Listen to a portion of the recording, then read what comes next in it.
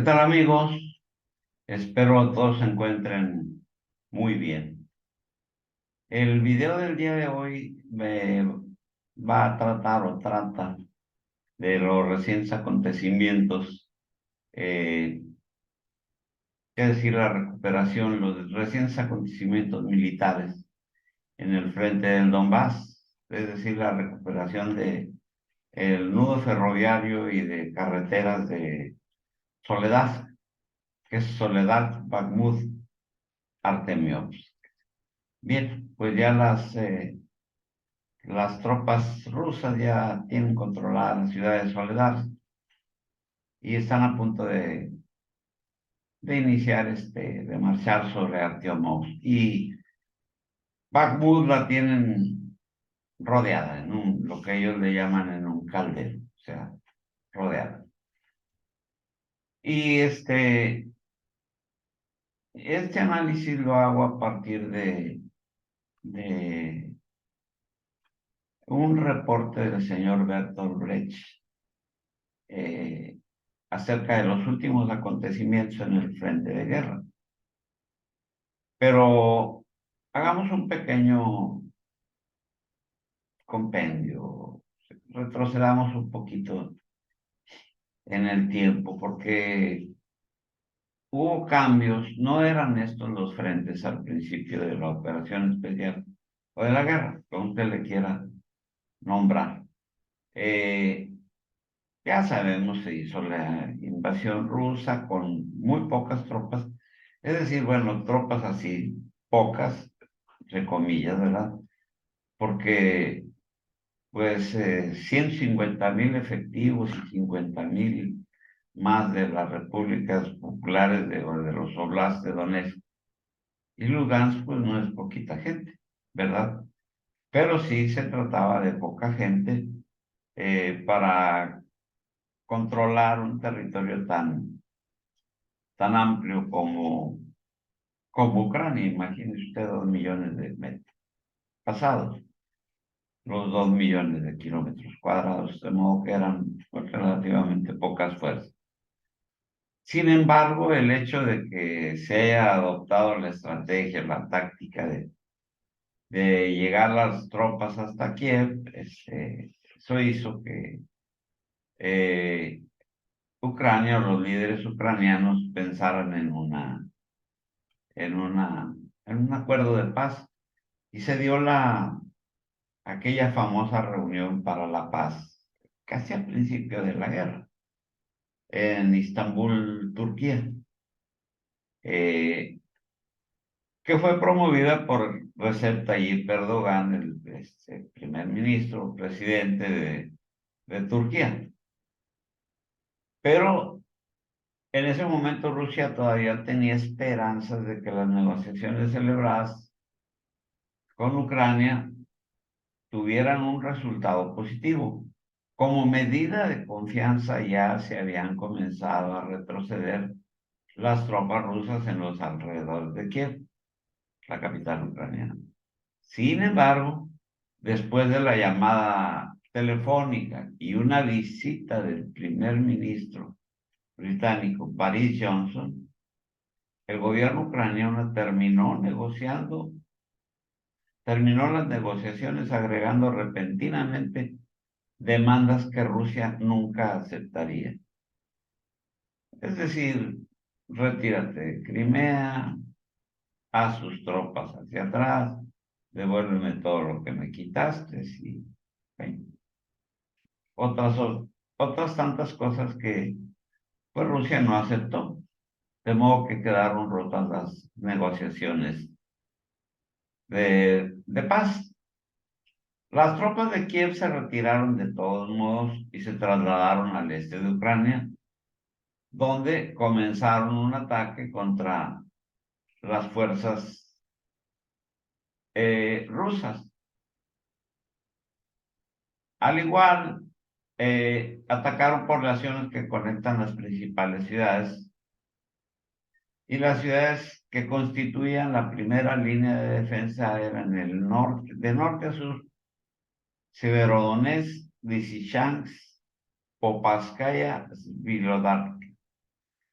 Y hacia el 1 de julio las fuerzas rusas eh, derrotaron la primera línea de defensa ucraniana. Las tropas ucranianas regresaron a su segunda línea de defensa. Sin embargo, la derrota de la primera línea de defensa había pasado a fracturar la pequeña fuerza de operación militar en Rusia. Es decir, eh, ya hacia julio ya las tropas, aparte de que eran pocas, ya se habían visto mermadas, porque pues caen hombres y no se tiran con algodones, son balas de aquí para allá y de allá para acá y hay bajas de los dos lados, por más que nos digan que los muertos son nada más de aquel lado. No, no, no, no, nada de eso, se mueren de las dos partes.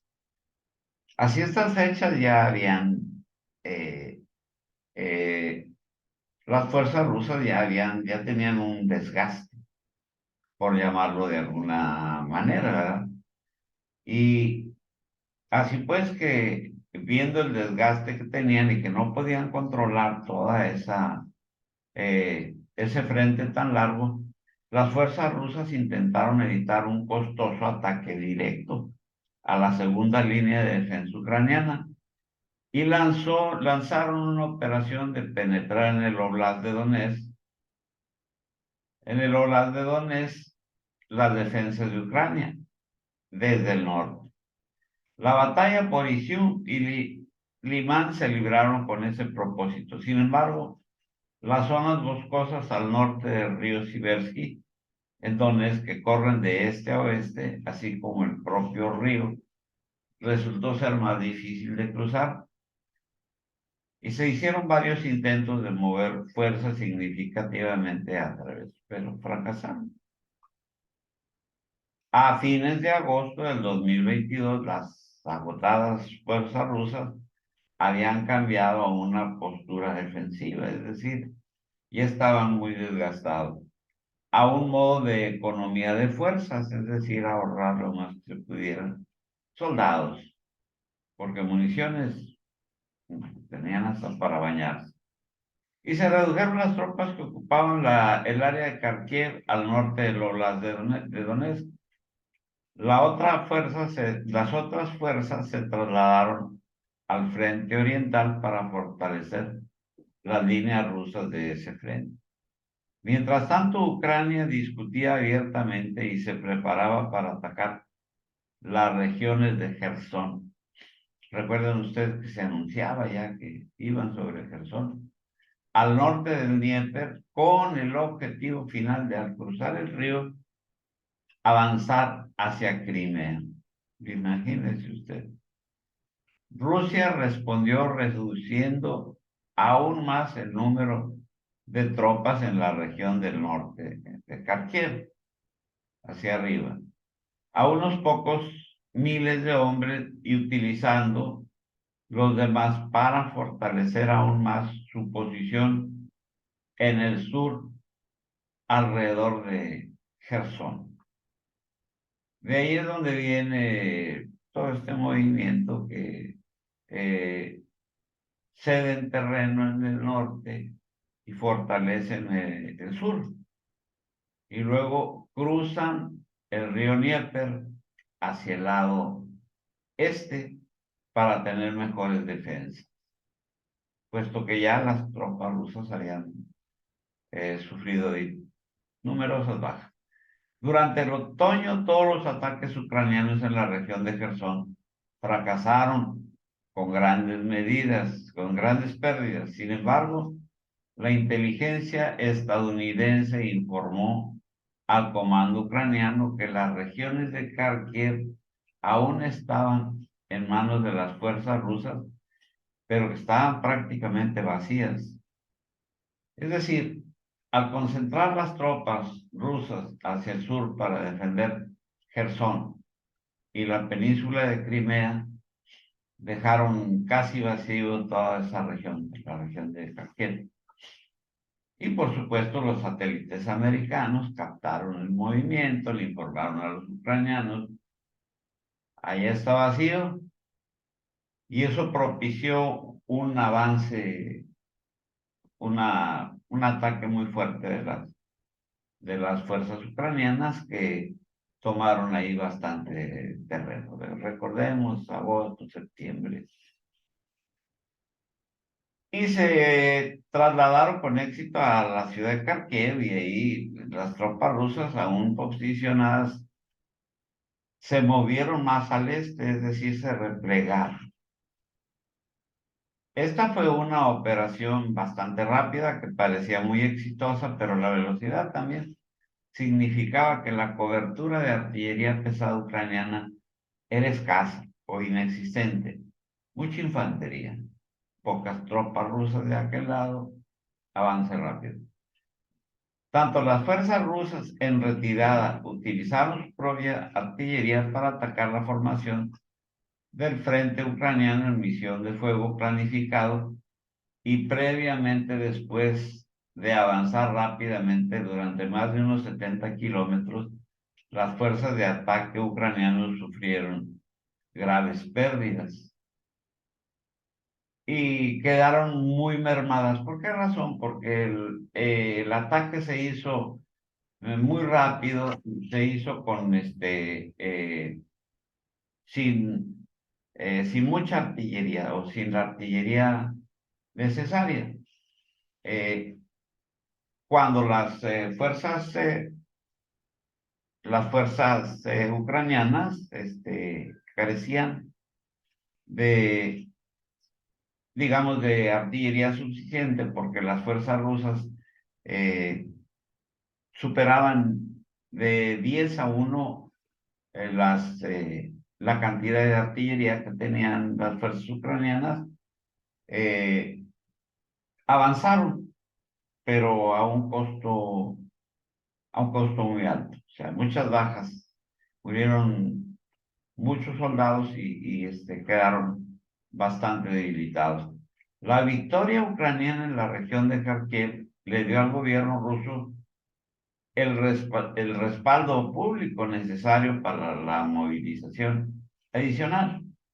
Es decir, cuando pierden terreno y tienen que ceder, es decir, pasar al otro lado del río Dnieper, eh, pues simplemente la opinión pública rusa, pues exclamó, pues, ¿qué pasó? No, que íbamos muy bien y eso le dio un respaldo público al gobierno para movilizar fuerzas adicionales. Sí, al ver el público ruso, vamos perdiendo, va a movernos.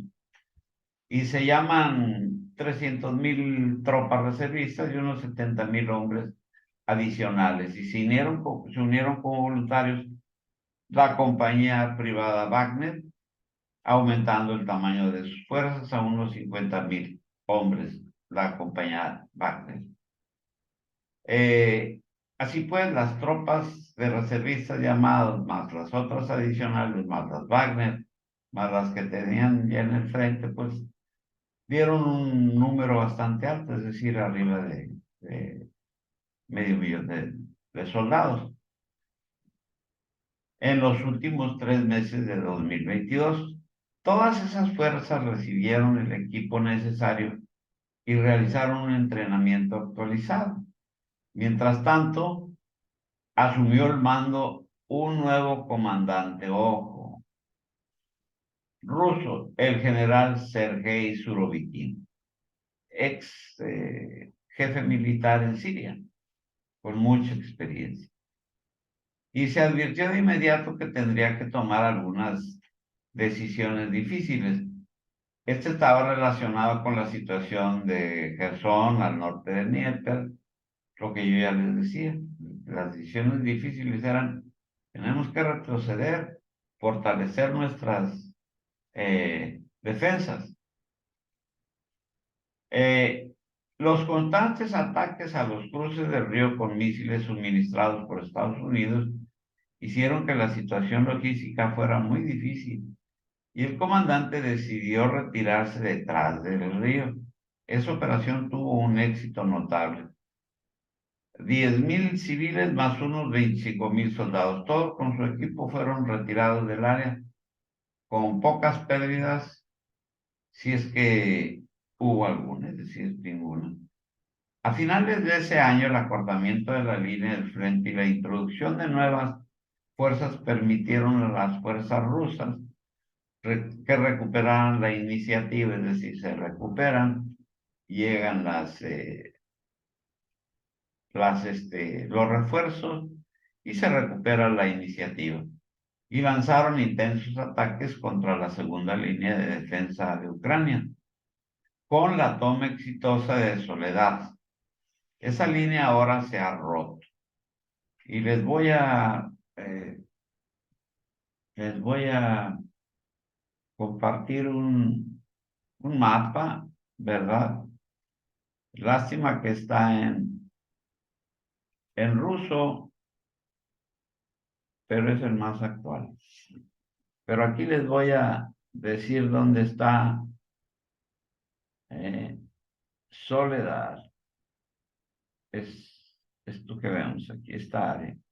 Las flechas nos indican el avance de las tropas rusas y en qué dirección. Como verán ustedes, esas flechas de abajo tuercen hacia el sur con el ánimo de rodear la ciudad de Artiomovsk. Artiomovsk. ¿Qué es esto? ¿Verdad? Y estas otras pues van en la dirección, pero de sur a norte, para rodear la ciudad. De modo que estas más estas que están sobre Bakhmut, pues al tomar estos tres sitios controlarían, ya de hecho ya controlaron una parte, ¿verdad? Con la toma de la ciudad de Soledad. Pero tomando Bakhmut y tomando Artiomovsk, pues ya dominan toda esta área, que es donde están los cruces carreteros más importantes y los cruces ferroviarios. Y como le decía, a finales de año el acortamiento de las líneas del frente y la introducción de nuevas fuerzas permitieron a las fuerzas rusas recuperar la iniciativa. Lanzaron intensos ataques contra la segunda línea de defensa de Ucrania con la toma exitosa de Soledad de hace apenas un par de días. Esa línea ahora se ha roto. Esto hace que la situación de Siversk al norte de Soledad y Bakhmut al sur sean mucho más difíciles. Ahora no se pueden mover tropas ni material ucraniano en las carreteras y vías férreas que formaban parte de la línea de ruptura de las líneas que permitían pues el suministro, ¿verdad? Y ya que las tropas rusas se mueven hacia el oeste y hacia el norte y el sur, para luego crear lo que los rusos les llaman calderos, o sea, eh, rodear las ciudades que quieren tomar, les llaman calderos. Para las otras posiciones dentro de la misma línea, rodar una línea de defensa es una descripción de este proceso. Las fuerzas ucranianas, ahora muy reducidas, probablemente tendrán que renunciar a mantener la segunda línea de defensa para luego crear una tercera línea, es decir, en franco retroceso. La tercera línea de la defensa de Ucrania se extenderá desde Sloviansk hasta Krasmatorsk. Krasmatorsk es esto que vemos aquí, Krasmatorsk, ¿verdad? Y Sloviansk queda para acá.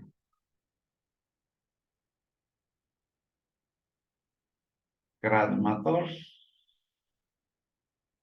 no, perdón. Krasmatorsk, ¿qué es esto? No, no, que me confundo, pues está en ruso. Lo que es el chino y el ruso, ay Dios. La tercera línea de defensa ucraniana se extenderá desde, como les decía, desde Sloviansk hasta Krasmatorsk y Konstantinovka. Y se espera la derrota completa y la limpieza de la segunda línea de defensa ucraniana para fines de marzo de este año. La tercera línea de defensa ucraniana probablemente caerá a mediados de este año. Lo que quede de las fuerzas ucranianas intentará mantener una cuarta línea de defensa a lo largo de una serie de pueblos pequeños, pero lo importante ya va a estar tomado. Esta será la última línea ucraniana en el Oblast de Donetsk, es decir, quedarán expulsados totalmente del Donbass.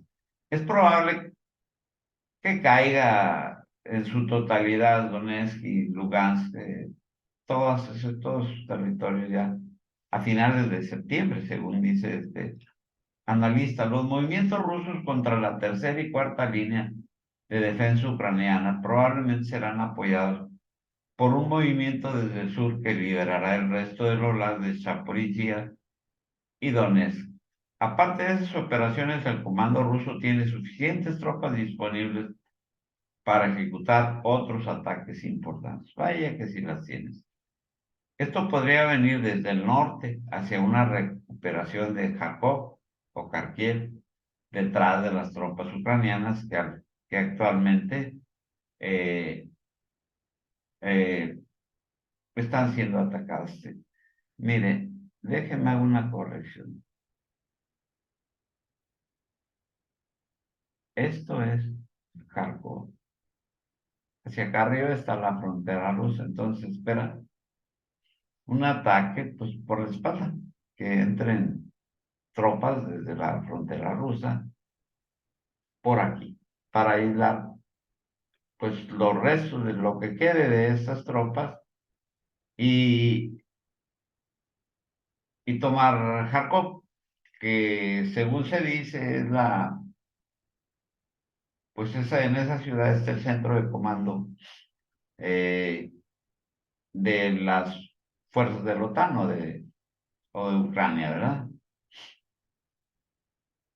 Las fuerzas rusas en Ucrania tenían la tarea de liberar el Oblast que Rusia había reconocido como Estado independiente, Donetsk y Lugansk, así como aquellos que además habían votado para convertirse en parte de Rusia, Zaporozhye y y Gerson, que son los puntos que están más al sur, pero no encontré mapas de eso, nada más encontré mapas de lo que actualmente se tomó, ¿verdad? El comando ruso puede querer esperar esto hasta que las fuerzas ucranianas hayan sido destruidas mientras mantienen su línea de defensa, ¿verdad? O sea, Rusia espera que eso se dé hasta cuando ya las fuerzas ucranianas hayan sido derrotadas, por lo menos hasta la segunda línea de defensa. Mientras tanto, otra tarea asignada a la operación militar especial fue la de desmilitarizar y desnazificar a Ucrania. La táctica ucraniana de mantener líneas fijas ancladas en las principales ciudades a cualquier precio ha tenido un costo significativo. La artillería rusa es superior a la ucraniana, como les decía, en un factor de 10-1.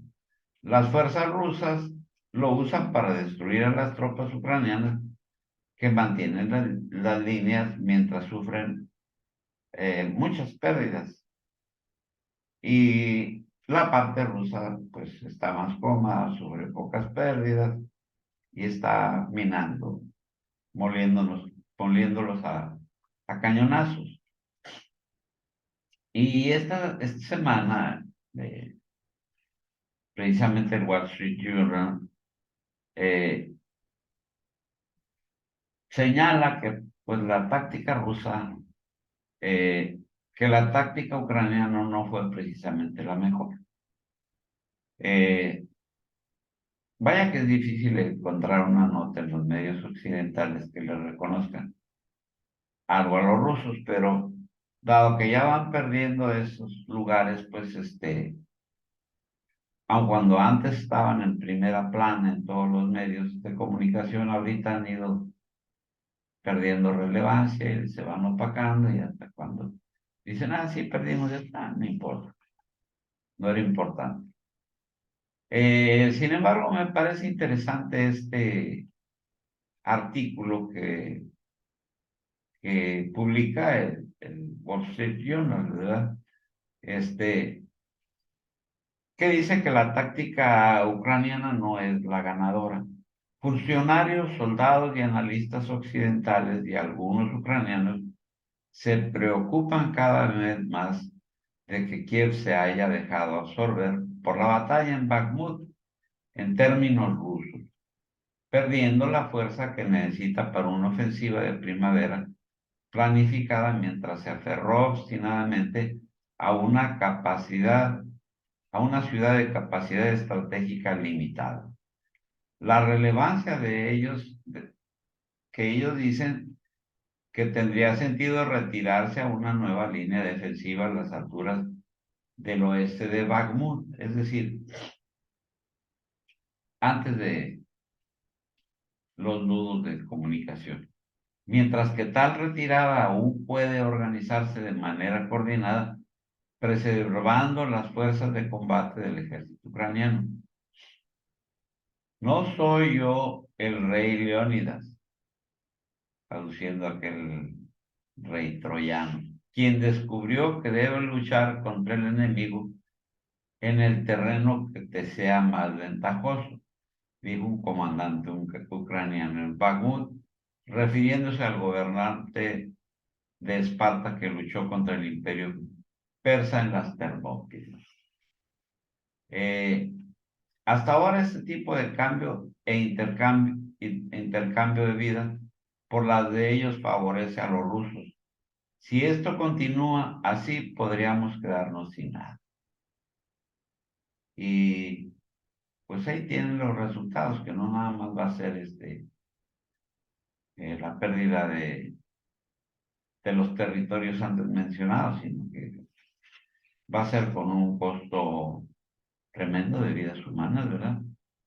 Y el soldado antes citado tiene razón. Sin embargo, una forma diferente de pelear la guerra sería una acción móvil de retraso y retirada, de lo cual se lanzarían contraofensivas locales y, y entonces se requeriría una gran cantidad de equipos de carros de combate. Pero bueno, como diría la canción, aquella de Carole King, it's too late, es demasiado tarde. Puesto que ya en Bakhmut están ya por caer, está escasamente a unos días, quizás una semana, pero ya Soledad ya, y van por Artiomov. Y bien amigos, este viene siendo un pequeño resumen de lo que vamos a estar viendo en días posteriores, que ya va a ser pues ya más calientito digamos que pues la cuestión militar, ¿verdad? Ya se pasa un tanto de la política ya a las armas. Y es todo por el video del día de hoy. Les doy las gracias y les pido por favor que si me quieren dar un like o un dislike, lo que usted quiera. Y los comentarios se agradecen, por supuesto, si se quiere usted afiliar al canal para que la campanita le haga tilín, tilín, pues se los agradeceré bastante. Y así pues es todo por del video del día de hoy y les doy las gracias. Y nos vemos en el próximo video.